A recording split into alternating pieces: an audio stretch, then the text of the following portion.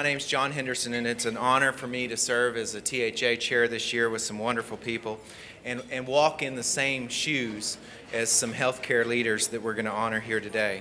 And so today, we recognize an esteemed colleague with the Earl M. Collier Award for Distinguished Healthcare Administration. As Ted alluded earlier, this person has been instrumental in advancing healthcare in the state and indeed the nation.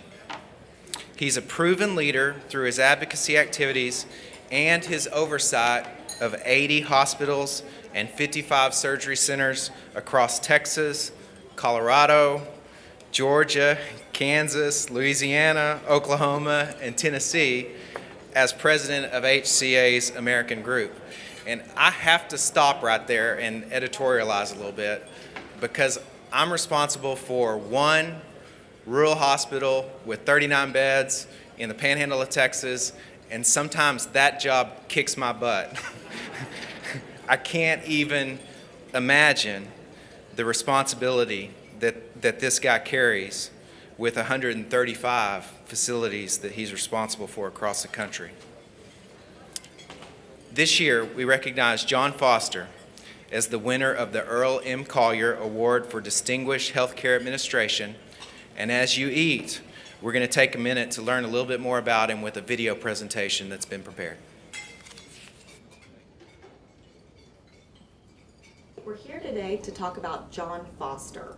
Oh, you mean Tom Foster? Who? Am I in the right interview? John Foster? We're here to talk about John Foster. And I think that's the guy that spells his name without an H. When you think of John Foster, I mean, first of all, he's dang good looking. He is one of the handsomest, greatest models I've ever seen. He's chiseled, the jaw, the dimples, the dark hair.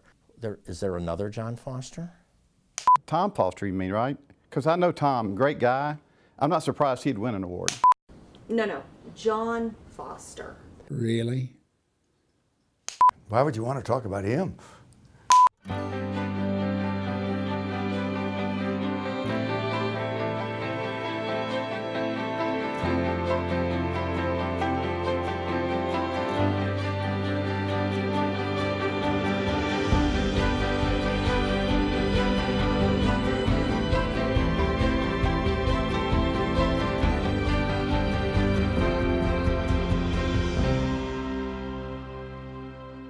The Earl Collier Award is one that is so important because it's chosen by our colleagues in the field. And not only does it reflect professionalism and achievement in the industry, but it really talks about the person. Someone who is totally a person of integrity, a person who employs a servant leadership style, and one who has made significant achievements without necessarily taking the credit for them. Each of those characteristics are reflective of who John Foster is. From the leadership, the service, the quality, it all fits. So I think the challenge for anybody is to be the total package, and I think that's what John is. Well, John is very deserving of this award. I've known probably 30 to 40 Earl Collier Award winners. They've all been outstanding, and John fits the mold. John is deserving of this award, I think, because he is the consummate professional in the healthcare industry. I've worked with John for 15 years now, and I have been impressed with him from day one.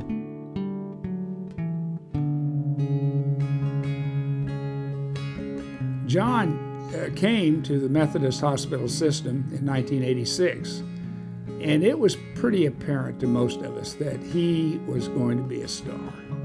And sure enough, it turns out that he has been. John started distinguishing himself in our industry early in his career when he was recognized with the ACHE Young Healthcare Executive of the Year Award. Well, he was just a kid, and that award is given annually by the American College of Healthcare Executives to persons who are making a name for themselves as young administrators. He is an exemplary leader, and he is the best kind of leader, which is a leader who gets results.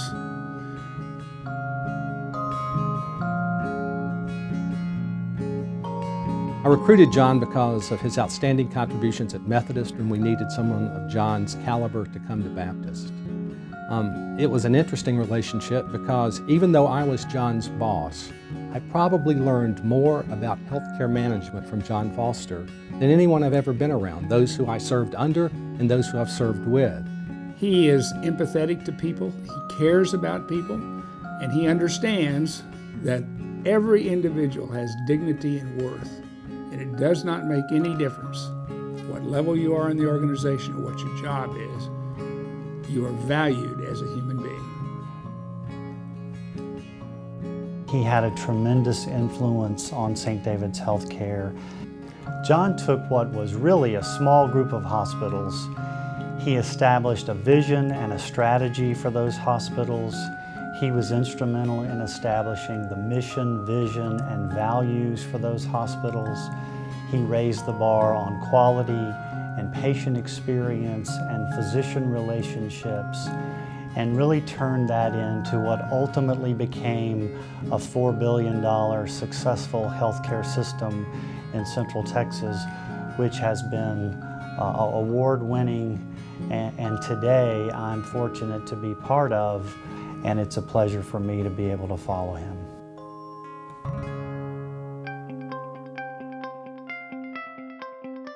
Being our president in in a partnership environment, what you got to see from Jon is he understood that healthcare is a relationship business.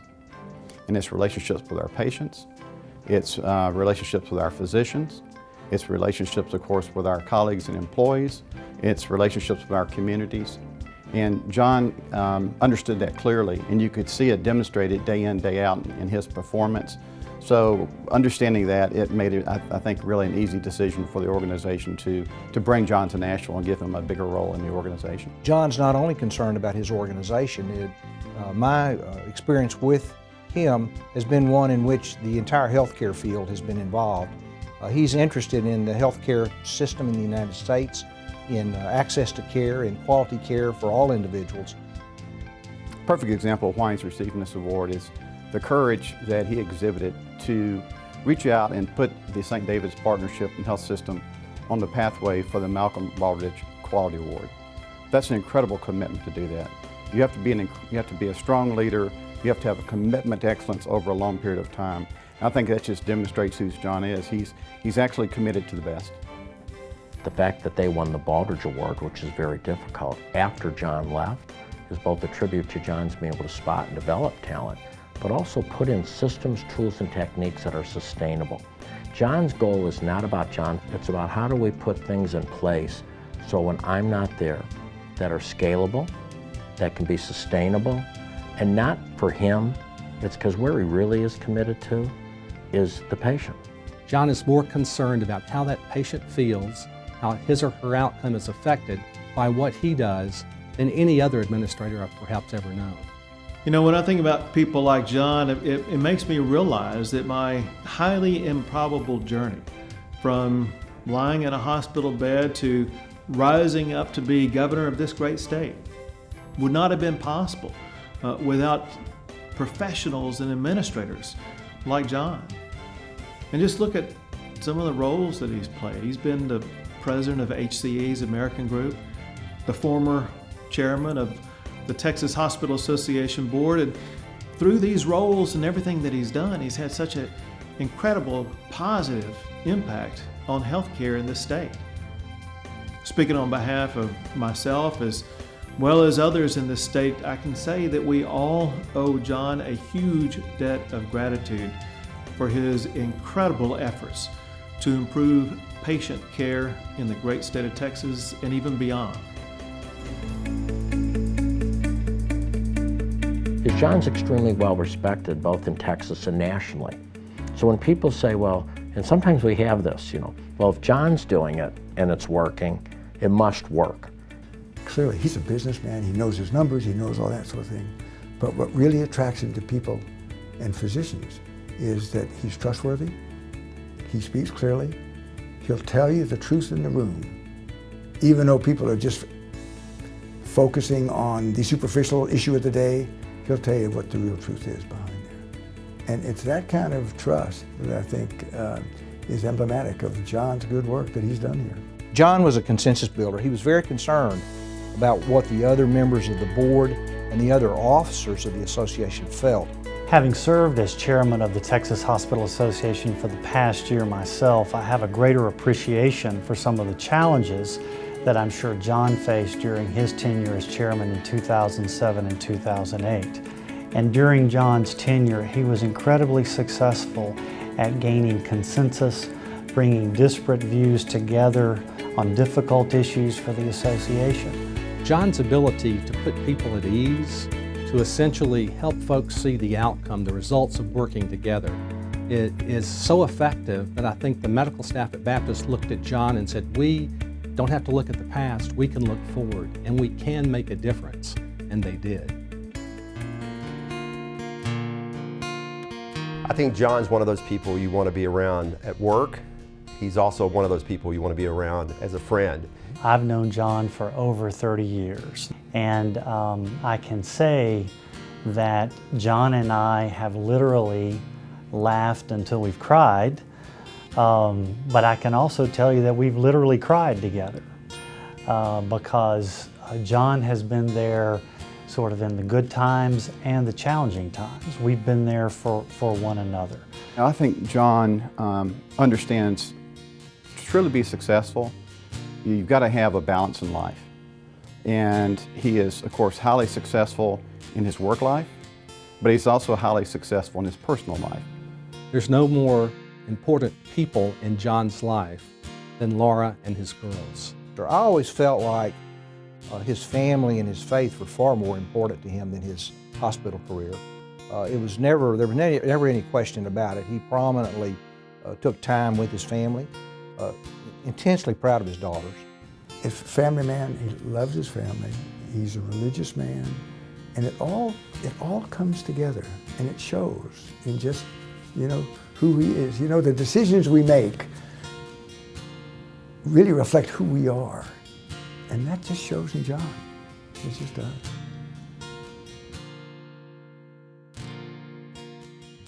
That is tough because any good leader is multifaceted. I guess I would have to say effective. Leadership. Trust. I would say intense. Jon is intense. I think the word that comes to mind for me when I think of Jon is character. Remarkable quality. Courageous leader. I could say personable, could say attractive, any number of words come to mind.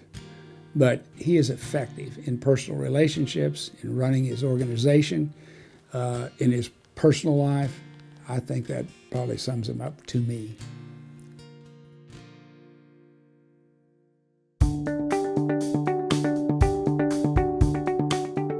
Jon, please accept my sincere congratulations on receiving the Texas Hospital Association's Earl Collier Award. Jon, you're a person of integrity, you're a person of leadership, and you're a personal friend. And what I'll say to you, Jon, is job well done. Jon, congratulations on receiving this award. You are so deserving. We at HCA are incredibly proud of what you've accomplished and glad to have you as a key part of our team. All my best, Jon. I'm proud to call you a friend, I'm proud to call you a colleague, and HCA is fortunate to have you on our team. Jon, congratulations. You deserve this award. This is a very high honor. It is unique to the Texas Hospital Association and Texas Hospitals, which you've been a great part and a great leader. I know when you receive this award, you're going to be very honored, and you should be. I want to say to you, Jon, though, that you're not through. Congratulations, Jon. Our industry, our association, and our community are better off because of your leadership. Most importantly, Jon, as your friend, I couldn't be happier for you. Congratulations, buddy. So even though I know you're feeling you don't deserve it, I know you're overwhelmed at some of your mentors that have got this and you can't believe it, I know it's a great honor for you. So what I'm saying today, just once in your life, just say thank you, because you know what? You deserve this, you've worked hard for it, but most importantly, thousands of employees, thousands of physicians, and hundreds of thousands of patients get better care because of you. And on a personal note, I want to thank you. Jon, there's one thing I want to say to you personally, and that is congratulations on receiving the Earl M. Collier Award for Distinguished Hospital Management. It is for outstanding people, and you are one, and your career has been stellar. Jon, I'm proud of you.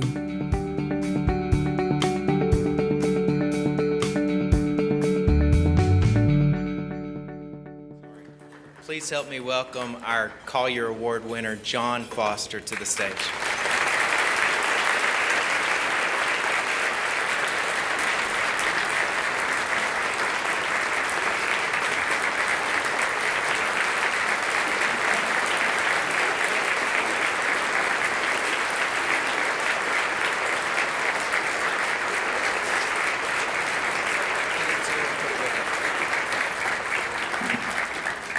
Thank you. Thank you so very much. Let me collect myself a little bit there. That's hard to watch. As you might guess, something like this is extraordinarily humbling, and I want to give my profound thanks to the Texas Hospital Association for this very, very special honor and recognition. I was asked to make a few remarks, and I'd like to do one thing right up front, if I may, and that is to give credit where credit is ultimately due. And that is to God, who has given so many blessings to me, one of the most significant of which is my wife of 25 years, Laura Foster. She's sitting right here, and she's going to hate me for this, but would you please stand up? Please stand up. Thank you.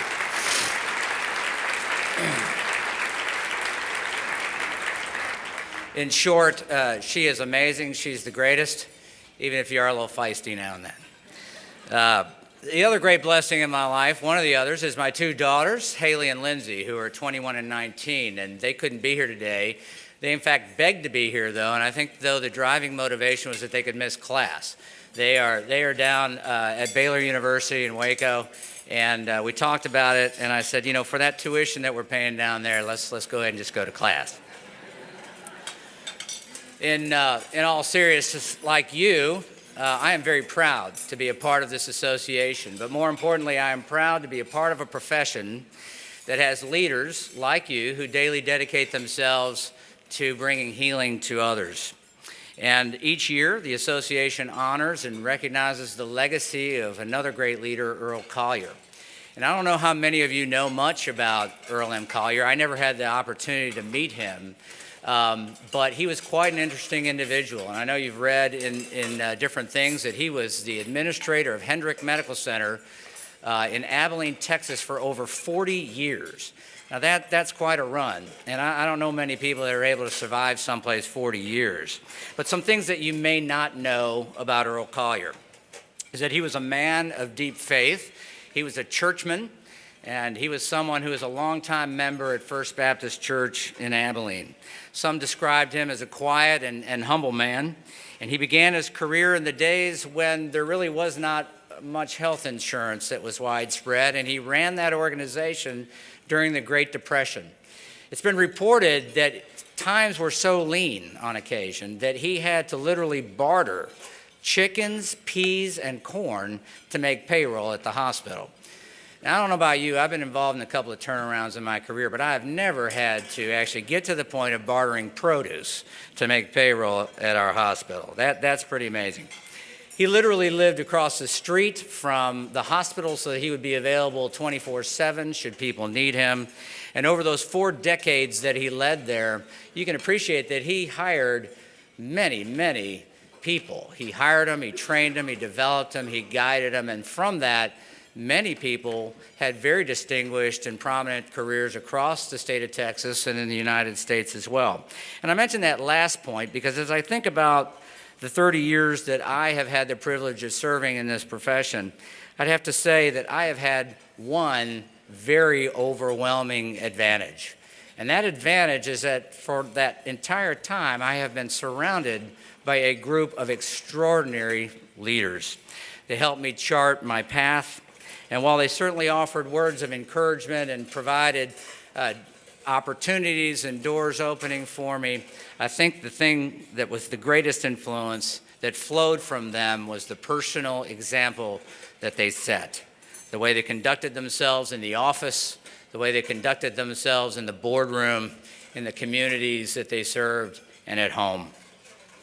The video you just watched, which I indicated was a little tough to watch, very emotional, there were certainly some kind things said, but in my opinion, those individuals are the ones who deserve the praise.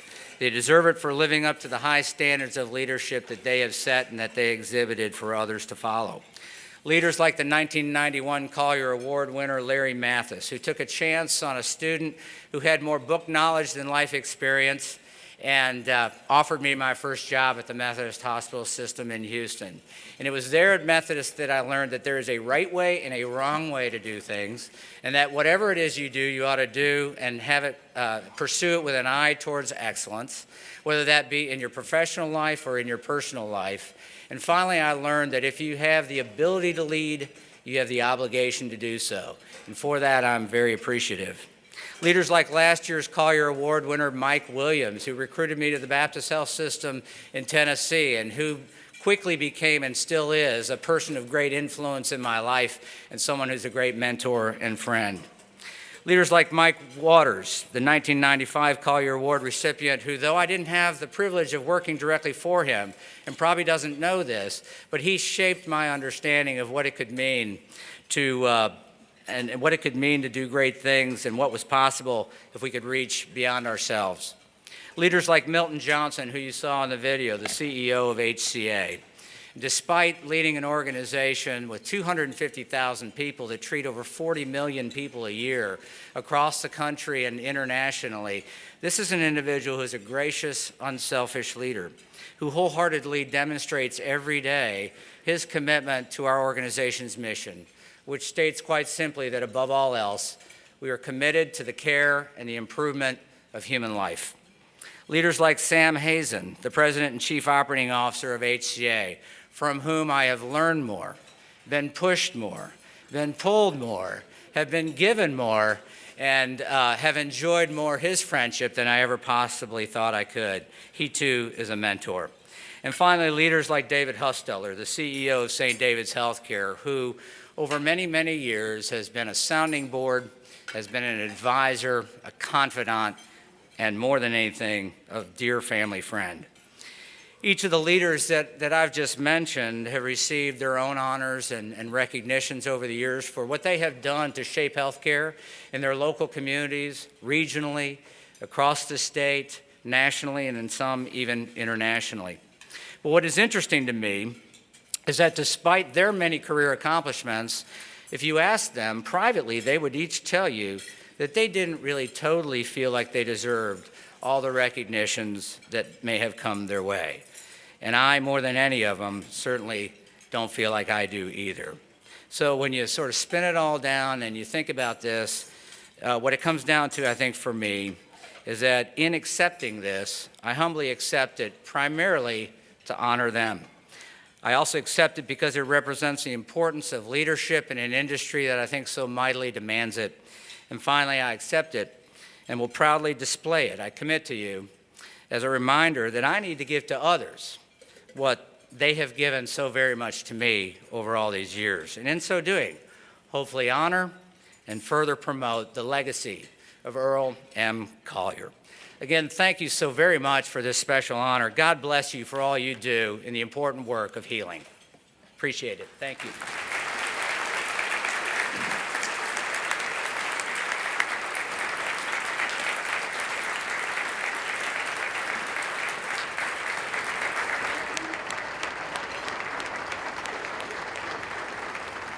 So that's the kind of leadership and caring I think everyone in this room aspires to.